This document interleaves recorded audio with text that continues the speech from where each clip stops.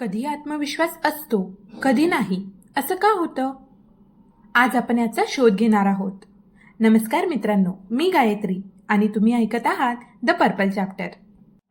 तुमच्यात केव्हा आत्मविश्वास असतो आणि केव्हा आत्मविश्वास नसतो?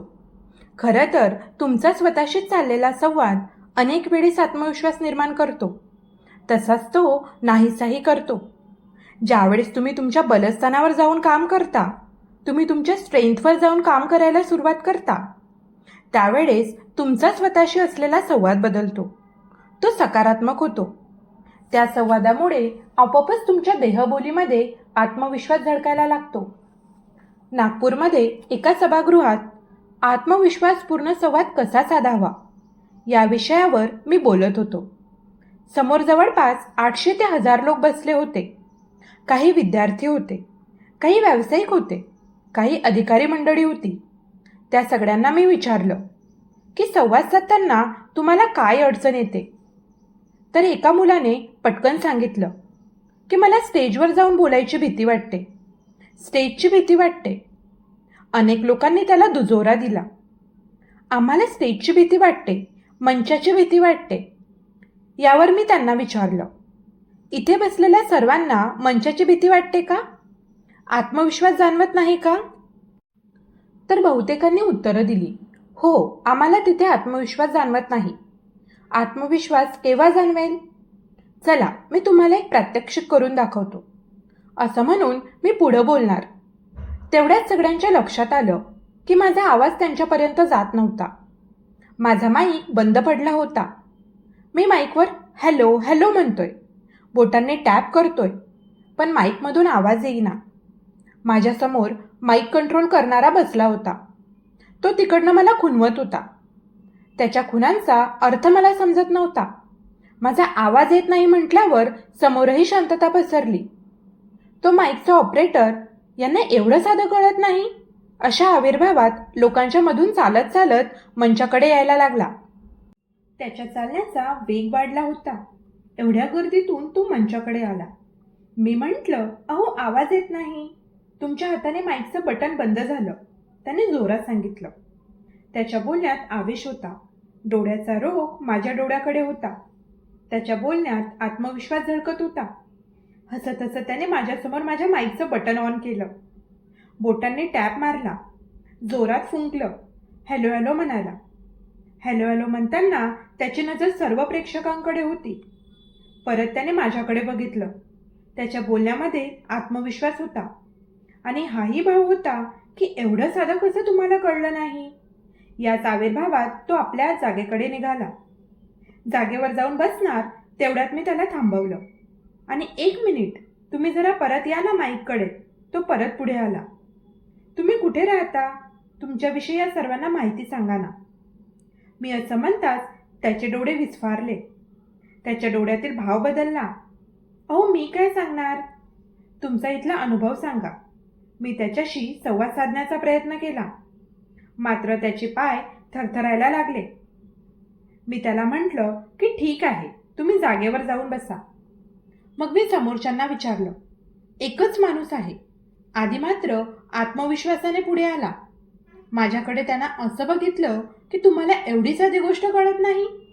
त्याची देहबोली कशी होती? इथून जाताना त्याचा आव कसा होता आठवा. त्याला प्रचंड आत्मविश्वास होता की नाही? सर्वजण म्हणाले, हो, आत्मविश्वास होता. मी जसं म्हटलं की संवाद साधा. त्याच्यातला आत्मविश्वास कुठे गेला? काय झालं? मी असं म्हणताच समोरून जोरात टाळ्या पडल्या. याचा अर्थ असा होतो की ज्या वेळेस तुमचं बलस्थान तुम्हाला माहिती असतं, त्यावेळेस त्या बलस्थानावर काम करताना तुम्हाला भीती वाटत नाही. माईकमध्ये काय अडचण आहे हे त्याला समजलं होतं. माईक ठीक करण्यात, चालू करण्यात तो एक्सपर्ट होता. त्याचा विश्वास होता आणि तो विश्वासाने 1000 लोकांसमोर आला. 1000 लोकांसमोर त्याने माईकमध्ये फुंकर घातली. हॅलो हॅलो म्हणाला. त्यावेळेस त्याला भीती वाटली नाही. पण ज्या वेळेस त्याला सांगितलं की तुला तुझ्याविषयी बोलायचं आहे, तेव्हा त्याला आत्मविश्वास नव्हता. स्वतःविषयी काय बोलावं हे त्याला माहिती नव्हतं. हे त्याचं बलस्थान नव्हतं. त्यावेळी मग त्याचा आत्मविश्वास निघून गेला. हे लहानसं प्रात्यक्षिक लोकांना बरंच काही सांगून गेलं. कार्यक्रमाच्या मधल्या चहापानाच्या सुट्टीमध्ये तो माझ्यासमोर आला आणि म्हणाला, तुम्ही मुद्दाम मला फसवलं ना? मी हसलो आणि म्हणालो, तुला फसवण्याचा माझा हेतू नव्हता.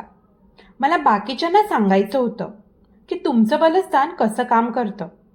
तो म्हणाला की तोच मला प्रश्न पडायचा की कोणी मुख्यमंत्री असू देत, कुणी राष्ट्रपती असू देत, त्यांचा माईक ठीक करताना भीती वाटत नाही. समोर कितीही लोक असू देत, मी व्यवस्थित जाऊन माईक ठीक करतो. पण मी बोलायचं म्हटलं की माझे पाय थरथरायला लागतात. याला काय उपाय आहे? या उपायाकडे आपण येऊच, पण सर्वप्रथम हे जाणणं आवश्यक आहे की जोपर्यंत तुम्हाला तुमची बलस्थानं कळत नाहीत तोपर्यंत तुम्हाला तुमच्या आयुष्यात यश मिळवण्याचा आत्मविश्वास प्राप्त होत नाही. बलस्थानं जाणणं हे पहिलं ध्येय असेल, पहिलं लक्ष असेल. बलस्थानं कशी ओळखाल? तुम्हाला तुमची बलस्थानं ओळखायची असतील, तुम्हाला तुमच्यात आत्मविश्वास आणायचा असेल तर तुमच्या आजूबाजूला असलेली प्रत्येक संधी, ती लहानशी का असेना, शोधायचा प्रयत्न करा. त्या संधीचा लाभ घ्यायचा प्रयत्न करा. मग संधी कितीही लहान असो, संधी सोडू नका. तुमच्या घरात तुम्हाला कोणी सांगितलं की चहा करायचा आहे, अशा वेळेस पटकन नाही म्हणू नका. उलट तुमची देहबोली सकारात्मक बनवा. स्वतःला सांगा, ही एक संधी आहे. आत्मविश्वासाने अजून एक कार्य करायची कुठलीही संधी सोडू नका. कोणतं कार्य छोटं किंवा मोठं नसतं. कार्य असतं. तुम्हाला जाणवेल तुमच्यासमोर अनेक नवी क्षितिजं, तिकडे जायचे मार्ग, त्याचे दरवाजे उघडतायत. नव्या क्षितिजाकडे जायचे मार्ग तुमच्यासमोर उघडतायत. याच वेळी तुम्हाला तुमची बलस्थानं आपोआप मिळायला लागतील. आत्मपरीक्षण करा. पुढील प्रकरणातही बलस्थानं कशी ओळखायची हे आपण सविस्तर समजणार आहोतच. पण तोपर्यंत सर्वप्रथम तुम्ही काय कराल तर आजपर्यंतच्या तुमच्या जीवनामधील तुम्ही जी कामं आत्मविश्वासाने पूर्ण केली ती डोळ्यासमोर आणा. ही कार्य करताना तुमच्या मनात काय विचार होते ते आठवा. त्यावेळची तुमची कार्यपद्धती, कार्यशैली आठवा. ही कार्यपद्धती, कार्यशैली तुम्हाला तुमचे बलस्थान सांगून जाईल. खरं तर प्रत्येकामध्ये बलस्थानं असतंच, फक्त त्याची ओळख पटणं महत्त्वाचं आहे. आजपर्यंतच्या जीवनातील हे आत्मपरीक्षण तुम्हाला तुमचे बलस्थान तर दाखवेलच, पण त्याचबरोबर तुमच्यामध्ये आत्मविश्वासही निर्माण करेल. तर आज आपण पाहिलं की आत्मविश्वास ही एक भावना नसून तो आहे आपल्या विचारांची, स्वीकृतीची आणि कृतीची ताकद. तो कधी असतो आणि कधी नाही हे ठरवतं आपलं अंतर्मन. पुन्हा भेटूया पुढच्या भागात द पर्पल चॅप्टरवर. तोपर्यंत स्वतःवर विश्वास ठेवा.